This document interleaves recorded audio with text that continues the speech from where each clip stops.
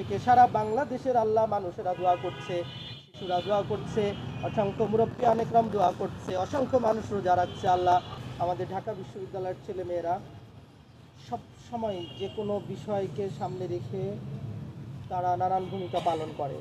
আমাদের প্রাণপ্রিয় ছাত্র, জুলাই বিপ্লবের অন্যতম একজন সেরা, আমি বলবো, নায়ক, আমাদের প্রিয় ছাত্র শরীফ মোহাম্মদ উসমান হাদি খুব নির্মমভাবে সন্ত্রাসী কর্তৃক যেভাবে গুলিবিদ্ধ হয়েছে, সারা বাংলাদেশ তার জন্য ব্যথিত, মর্মাহত এবং অলওয়েজ দোয়া করছে। এবং সেটা আমরা দেখছি মাননীয় প্রধান উপদেষ্টা সহ বাংলাদেশের সকল মানুষ এই আহ্বানে, এই দোয়ায় যার যার যেখান থেকে পারছে সবাই করছে, এবং সেটারই একটা অংশ আজকের এই আয়োজন।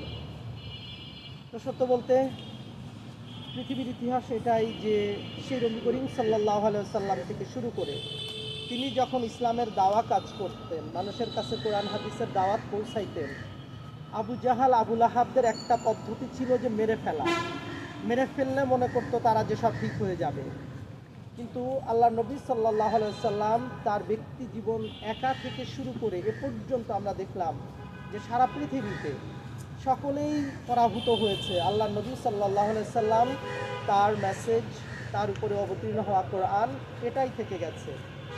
রাসূল আকরাম সাল্লাল্লাহু আলাইহি ওয়াসাল্লামকে সবাই ক্ষতি করতে চেয়েছে। আল্লাহ তাআলা বলেছেন যে আপনাকে যারা খাটো করে, আল্লাহ বলছেন ইন্না শানিয়াকা হুয়াল আবতার, নিশ্চয়ই আপনার শত্রুরাই হয়ে যাবে লেসকাটা, নির্বংশ হয়ে যাবে, তাদের কেউ থাকবে না।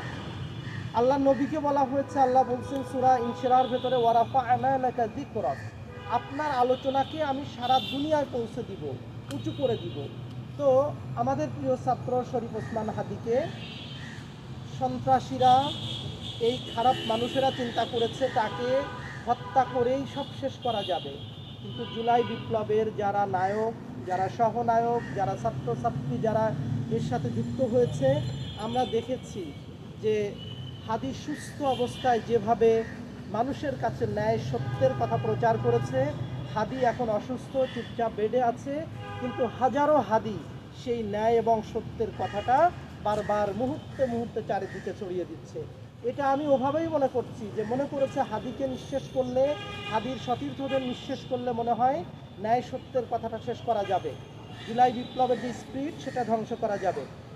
আমরা এটা দেখছি রাসূল সাল্লাল্লাহু আলাইহি ওয়াসাল্লামের সময় থেকে যেমন হয়েছে, সত্যপন্থী যারা, তারা কোনোদিন শেষ হয়ে যায় না।